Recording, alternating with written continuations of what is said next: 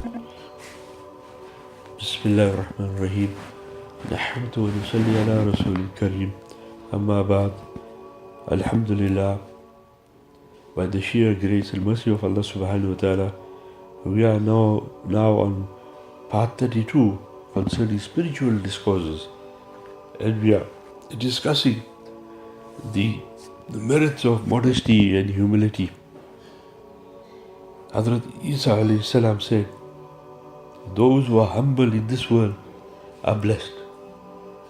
They will gain high rank on the day of resurrection in the highest heaven. Those who keep their minds pure in this world are blessed. They will gain the sight of Allah on the resurrection day. Nabi Akram sallallahu alayhi wasallam said, when Allah gives a servant guidance of Islam, fine figure does not put him to any place of dishonor and gives him the quality of humility, he becomes dear to Allah. Nabi Akram sallallahu alayhi wasallam said, modesty does not increase but progress. So be modest. Allah will bestow mercy on you. Once the Nabi Akram sallallahu alaihi wasallam was taking a meal. At that time, a black man, being attacked with smallpox, came and was trembling before him. The neighboring men were going away from him. Nabi Akram sallallahu alaihi wasallam kept him seated by his side. Nabi Akram sallallahu alaihi wasallam said, Allah gives 4 qualities to a man whom he loves: silence in divine service, reliance on Allah, modesty, and renunciation of the dunya.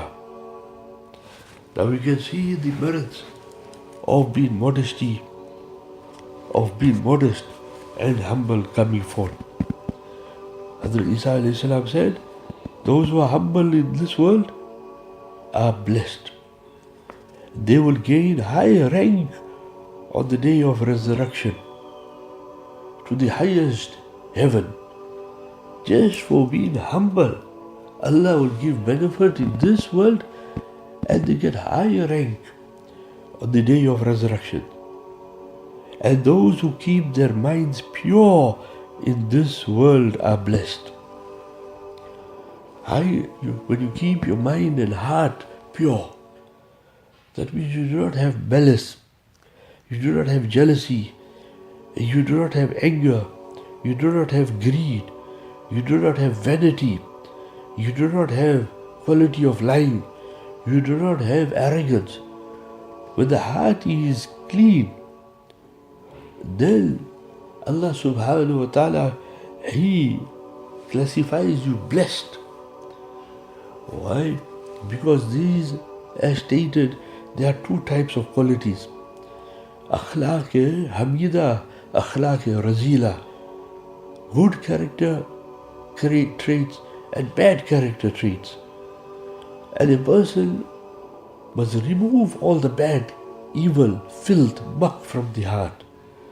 And this is very difficult to do unless you be with the ulama, haqqani, rabbani. Be with the ulama who do not have double standards. Be with the ulama who, when you see them, you are reminded of Allah. Be with the ulama who are straight in their transaction, who are frank in their speech, who are not fearful in saying the truth. Be with the ulama who are not possessing glib tongue and smooth tongue. Not necessarily a person is eloquent, is an orator, is a good person. Be with the ulama. Check carefully who you are with.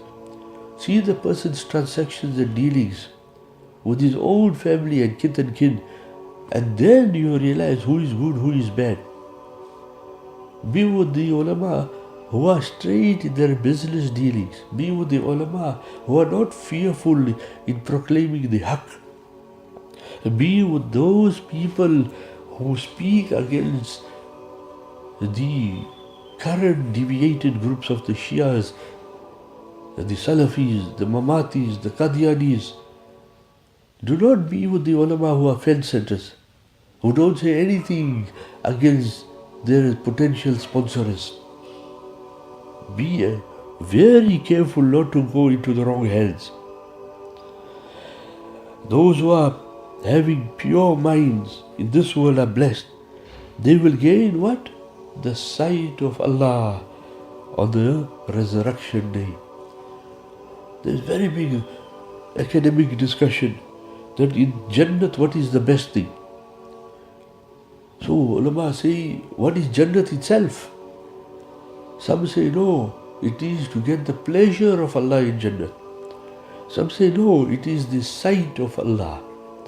And here Imam Ghazali Rahmatullah is saying that, quoting from Hazrat Isa alayhi salam, that those who keep their hearts pure in this world, they will gain the sight of Allah on the resurrection day. Nabi Akram sallallahu alayhi wasallam has said that when Allah gives a servant guidance of Islam, fine figure, does not put him to any place of dishonor, and gives him the quality of humility, he becomes dear to Allah.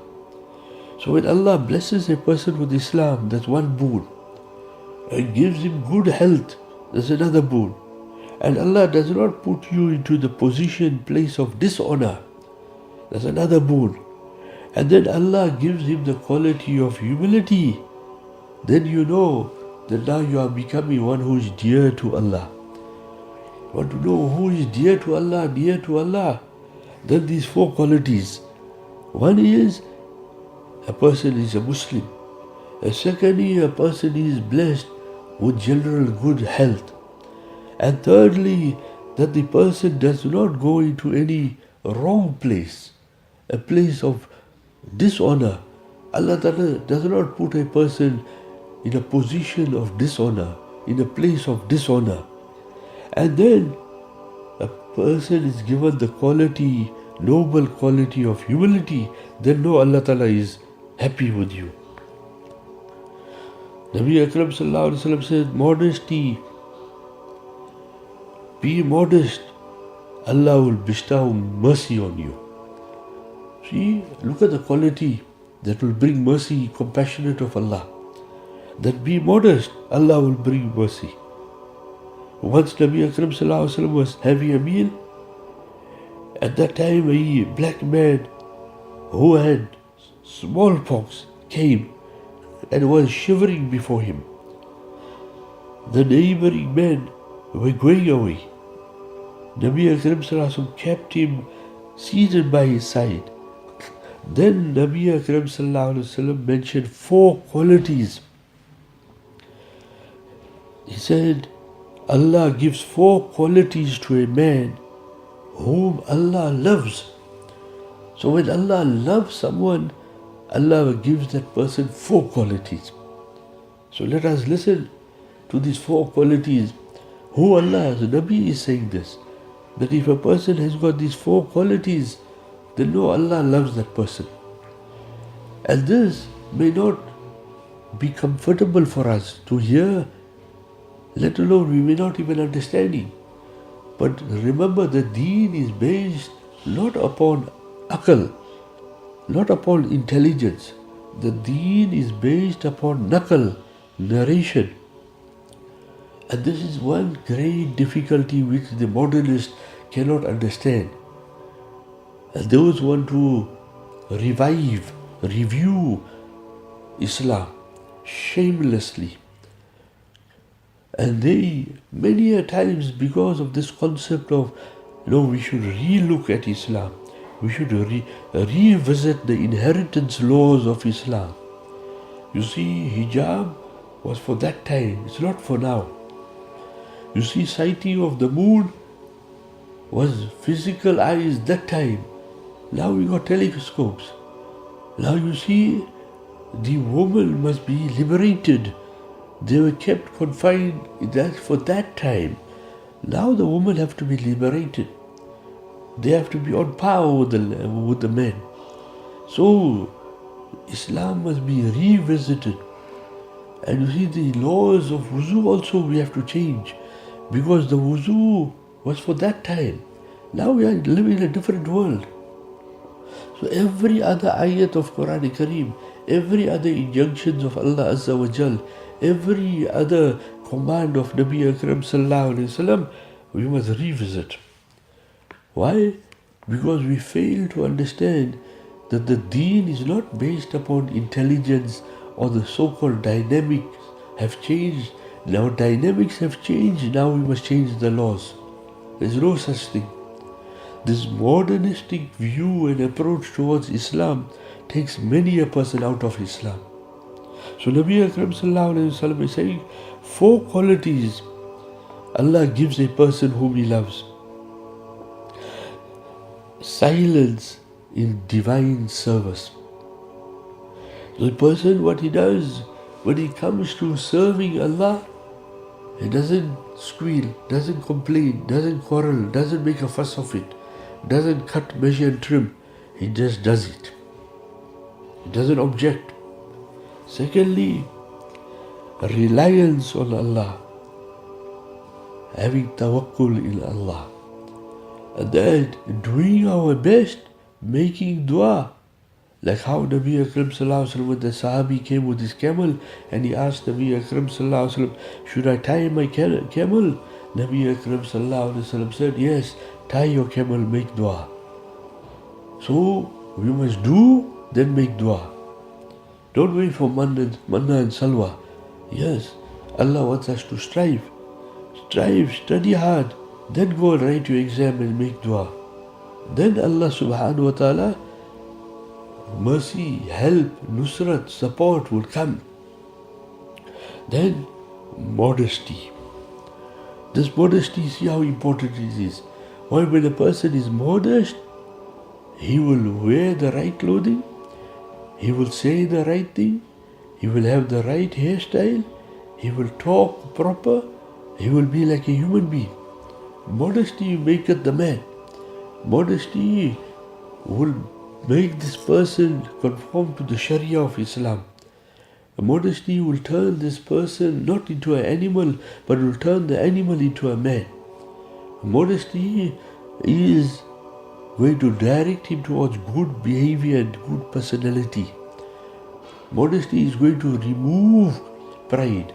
Modesty is going to bring humility. Modesty is going to bring compassion and fear of Allah. Modesty is going to make the person humble, so he makes the zikr of Allah and he makes dua to Allah. And modesty is going to make this person obedient, and modesty is going to make this person's morals refined. Why? Because he is not going to have any pride and arrogance. And modesty is going to bring hospitality, generosity into a person. Modesty is going to make this person guilty that I sinned. Now let me repent with humility and sincerity, and let me now become pious and righteous. And modesty, most important, is going to take away this quality of pride, because pride is a destroyer.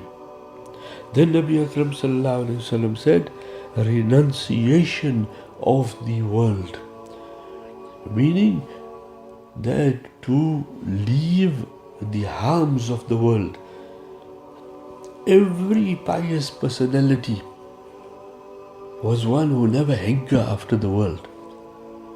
Unfortunately, these days you will find so-called spiritual leaders, and they have got many hundreds of murids and disciples, but they are amassing wealth via their murids. They love the world and they are fooling the public, and the public does not see through them. And that is why a sheikh, a kamil, according to Tasawwuf, a perfect, a good sheikh, is one who is not hankering after the wealth of his murids. So we should be very clear. and identify good personalities. And all what we have stated today denotes us who are good people. May Allah Ta'ala grant us ability to be with good people. Wa akhiru da'wana alhamdulillahi rabbil alameen.